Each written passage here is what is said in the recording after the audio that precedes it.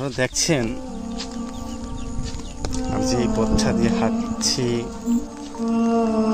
বাংলাদেশের প্রায় শেষ প্রান্তেই ভারত বর্ডার সংলগ্ন একটা অঞ্চল, আশাবাড়ি গ্রাম। আশাবাড়ি গ্রামের মূল প্রবেশদ্বার বলা হয় এই পথটাই। কয়েক বছর আগে পাকা হয়েছে। দুধারেই আল্লাহ ভালো রেখেছে আমার পার্শ্ববর্তী জেলা ফেনী ভয়াবহ বন্যা পরিস্থিতি। এই অবস্থাও আমাদের এলাকায় আমার বাড়ি করেও পানি উঠেছে। যেহেতু এটা গোমতী নদীর উত্তরাঞ্চল, এক্ষেত্রে গোমতীর বাঁধ এখনো আল্লাহ সংযত রেখেছে, ঠিক রেখেছে। যদি ভেঙে পড়ে তাহলে বিশাল পরিস্থিতি হতে পারে, সে পশুরাম ফেনীর মতো।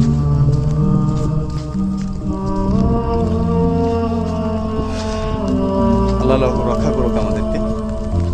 আসলে খুব খারাপ লাগছে, বিশেষ করে ফেনী অঞ্চল, নোয়াখালী, কুমিল্লার দক্ষিণ অঞ্চলে যারা আজ পানি বন্যা, শত শত মানুষ আজ বন্যার পানিতে ভেসে যাচ্ছে। সে অবস্থায় অনেকটা আমরা ভালো আছি।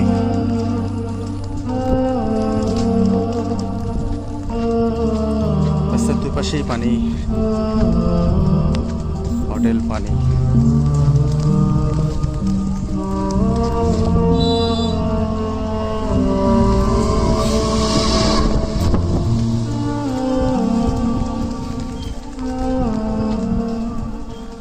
আর 1-1.5 ফুট বাকি আছে, রাস্তায় পানি উঠে যাবে। আল্লাহ সবাইকে রক্ষা করুন এই ভয়াবহ দুর্যোগ থেকে, আমাদেরকে আল্লাহ রক্ষা করুন। কারণ এই পরিস্থিতি যারা পড়েছে, যারা আজ সাফার করছে, ভাষা নেই তাদেরকে কীভাবে সমবেদনা জানাই। এমনও শুনেছি আজকে সকালে স্কুলের পথে বের হই, ফেনী অঞ্চলে, পশুরাম অঞ্চলে সেনাবাহিনী রেস্কিউ টিম গিয়েও তাদেরকে উদ্ধার করতে পারছে না, কোনো যোগাযোগ করতে পারছে না। দুতলা বাড়ির ছাদেও পানি, কি ভয়াবহ অবস্থা চিন্তা করছেন।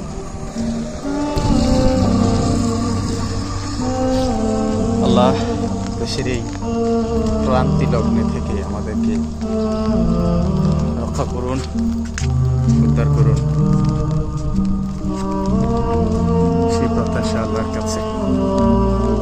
আবহাওয়া এখনো প্রতিকূলে, সারা রাত বৃষ্টি হয়েছে, এখনো রিমিঝিমি বৃষ্টি পড়ছে। সরকারি চাকরি, স্কুলে যেতে হবে, দুর্যোগ যাই করুক না থাকে না কেন। অবশ্য আমার অঞ্চলটা অনেকটা সেফ বর্তমানে, তাই যেতে পারছি স্কুলে।